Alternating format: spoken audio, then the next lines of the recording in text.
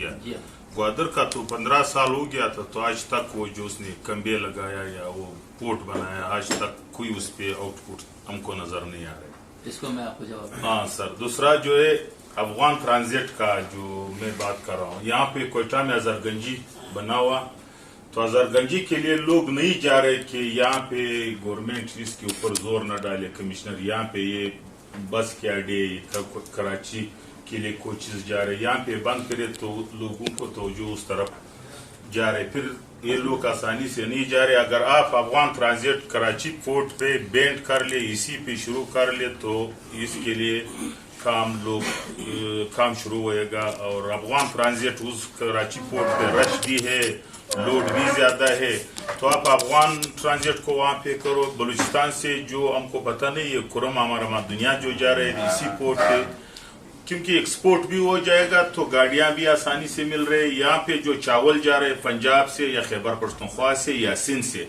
ये तो इसी पे तवज्जो होना चाहिए, क्योंकि इस तरह तो नहीं होएगा कि सारा माल कराची से आ रहा है, ये तो कभी न कामयाब होएगा न हो सकता है। इसको आप बेंट करना, चावल यहाँ पे कोई ऐसी आइटम है जिस तरह खुर्रम है, जिस तरह अफगान ट्रांजिट है, तो गाड़ी का भी तकलीफात है, सब कुछ है। और आपने एक बात कहा था कि हमने एलसी वाले से बात किया था, यहाँ पे हमारा लोकल ट्रांसपोर्ट बहुत ट्रांसपोर्टर है, बहुत बड़ा बड़ा भी आज फौजान साहब के पास बहुत गाड़ी है, फतेह खान साहब है और लोग है इसके साथ और एक बात हमारा है कि आपने वहाँ पे चीनीज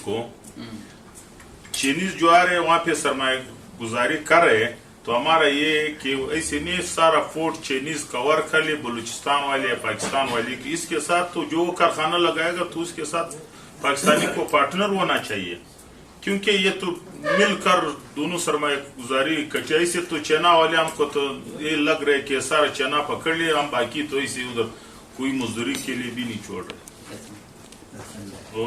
बस थैंक यू, वक्त कम है। अच्छा।